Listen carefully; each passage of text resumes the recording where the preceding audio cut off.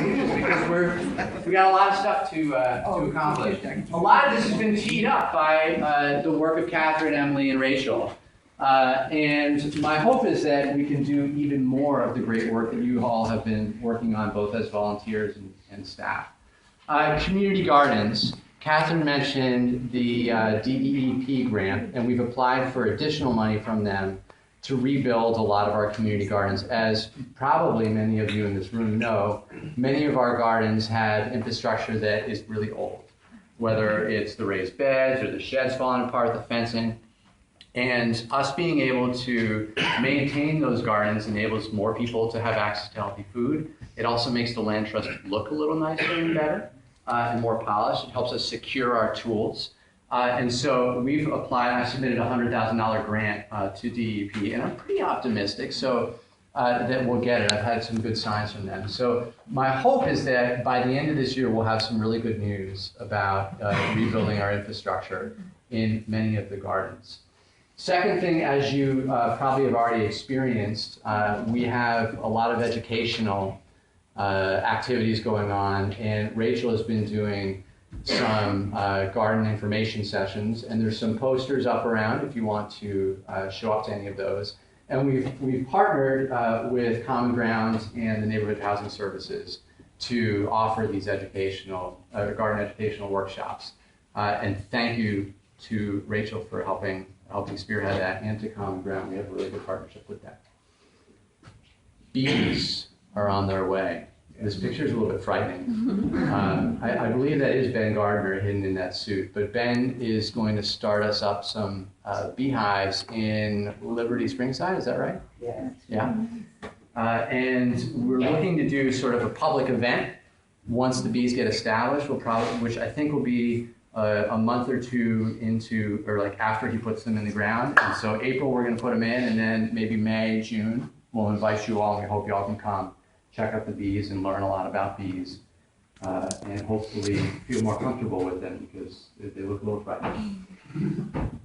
Youth programs. So I found out yesterday that we got accepted, and we're going to get 3 kids from the Youth at Work program for this year. So for the first time ever, the Land Trust will be having youth working in our preserves and gardens for the summer. They're hired, and we're going to hire a supervisor to help them.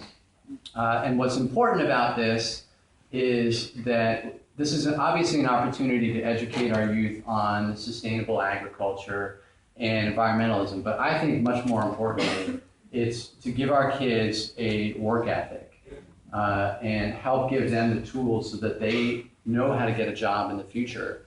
And so as a part of this program, we're not only going to have them working in the gardens and the preserves, but learning important work skills like how to write a resume, how to present yourself in an interview, things like that. And I hope that you all will help us serve as role models, engage these kids over the summer, and that this year we're starting small with 3, and that we're going to grow this in the future years. Quinnipiac Meadows. Has anyone ever been there? Yeah. So we just, thanks to the work of Catherine and Liz and Betsy and Emily, you did some of this work too? Oh, I'm talking about the grant. Oh, I'm sorry. But Emily spearheaded a lot of invasive removal. We're going to be doing some planting there. We just received a $6,500 grant for education in Quinnipiac Meadows, and we're looking to hire someone to help us design a program for getting people more engaged in the preserve, learning about the preserve. I'd love to do some signage in the preserve. We'd love to do more things like these canoe trips to the preserve, et cetera, et cetera. So look forward to that this year. And I think there's another photo of some shady-looking folks. Look, this is not a famous person beyond those bushes. They're in fact looking for birds. Long Wharf. And this is what Aneta Martinez was going to talk to you about today. Long Wharf Preserve is right next to the Sound School, and they use the preserve a lot in their educational activities. And the Land Trust has had some engagement with the Sound School, but because of the work, particularly of Aneta, there's this opportunity for us to dramatically increase our engagement. She has designed with one of her classes and built that bridge that she's got her arm on. And if you've been to the preserve recently, one of our bridges got washed out. I think it was last year. Is that right? So we're going to be putting in a new bridge. And the students in the sound school are going to be actually putting in that new bridge. We had a meeting last week with her and the principal there, and one of the other teachers, and we talked about how we need to do so much more together. And there's so much to be done in Wentworth. Look at how we don't have signage here now. We're developing new signs so people can engage more actively in the preserve in an educational way. And then we're also working with the Urban Resources Initiative to plant about 100 trees in the preserve and just around the preserve. So you can look forward to that. Can I You got a question? I just want to throw in that a lot of that activity as a result is due to the support of the Green Fund. Is Martha here? I don't think I saw Martha. Anybody else from the Green Fund here today? We really appreciate that support. It's enabled a lot of these projects at Longwood. Yeah. I'm sorry if you. No, that's fantastic. Thank you for having me. Pond Lily is another one of our preserves, and this we're going to see dramatic changes this year. We're working with Connecticut Fund for the Environment and Safe and Sound and they're doing all the work and we own the land and we say A-okay basically. But currently Pond Lily, this is all blue, right? If you've been there.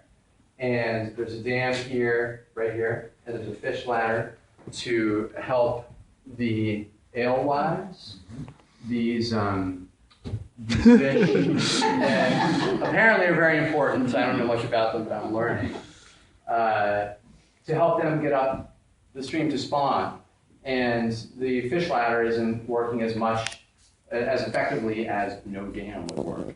And so there's an incredible amount of money coming from the federal government to remove this dam and reconstruct this in as close to its original form as possible. That's going to be starting around July if all goes well. And so they're going to be grading this whole area here where there's currently water, obviously removing the dam. And we're working with Solar Youth to have more of a path along this way. You're going to see a path along this side where Whaley Avenue is as well. It's going to be a major project, and what I would love to have is an event where we can invite you all just around the time when they're going to divert some of the water, the project's starting, so we can see firsthand what it will look like. But it will be a dramatic change. A lot of these dams have been very damaging to the environment because they restrict a lot of the flow of the river, and obviously for folks like our buddy the alewife, they can't effectively spawn, and we know how we want our fish to spawn. So this is an exciting project. Don't quote me on that, JR. This thing coming here. Thank goodness I'm not running for mayor. I can say stuff like that and not get in trouble. So I want to finish by just underscoring one thing that I think as a previous, recent outsider of the land trust, my impression is that we don't share our successes. And you have 50 community gardens throughout the city that are all doing great things for their communities. And we did this garden survey that, was it Catherine mentioned? To get information on how many people engage in our garden. We have 1,000 gardeners in those community gardens. We have 1,000 people. You think of the population in New Haven is 130,000, right? We have 1,000 people that interact with the land trust in one way or another. And then we have a little bit over another 1,000 some odd people that that have volunteered in the gardens, that are not these people, that are additional 1,000 some odd people on a yearly basis. So you've got about 2,000, 2,500 people just on the garden side that are engaging with the land trust, that are benefiting from the land trust. And in theory, we can also benefit from those folks. And I think that we don't share our stories with the outside world, and we also don't share them as much with each other. So I'd love to do more events like this so that we can get together and share some of our, how old is your garden again? How old? Yeah. 20 years old. 20-year history with the 1-year history, because I'm sure we have a lot to learn from each other. Then you add to it our 6 preserves, right? And we have, in our 6 preserves, hundreds of thousands of residents, and most of them are non-human. But there's a lot of folks that engage with our preserves every day that don't know what's going on with the gardens, and likewise.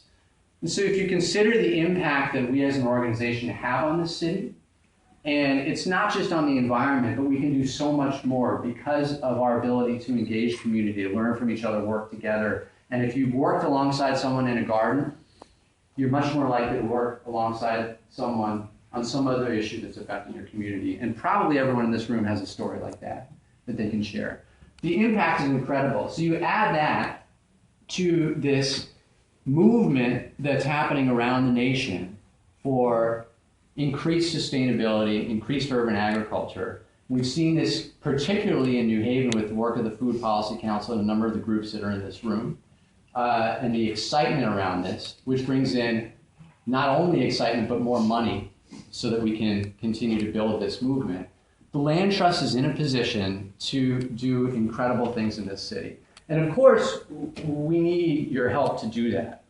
And the people in this room have already given a lot. But I'll just throw out a couple other things that you can maybe do. And one of those is volunteer. And we need many more people involved. And so if you folks are already volunteering, get some of your friends to help volunteer. And whether it's actually helping in a community garden or helping in someone else's community garden in the preserves, or we need more folks on the board that are engaged, think about a way, we'll find you a way that you can help this organization even more than you already are now. Rock to Rock is coming up, and we're looking for riders and people to help us raise money. If you hate raising money, then just pay $35 to join our team. Because it's a fun event, you meet a lot of people, and you don't have to look like this, although we'll help you look like this if you want. The Great Give is coming up in May, and we are trying to build our donor database.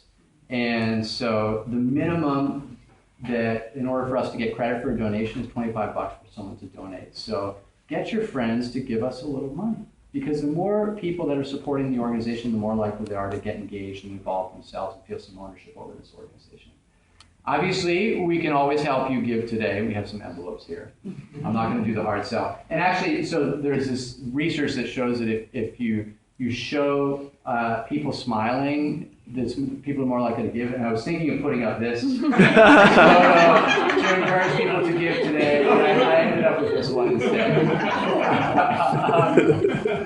But I'm so excited. I've been here a month, and it's been a whirlwind already. As you know, I'm part-time technically, but I'm not in reality. Because there's so many great things to do, and I have trouble saying no when there's more great things to do. So I look forward to working with you all in the future as we move forward and do many more great things. Thank you.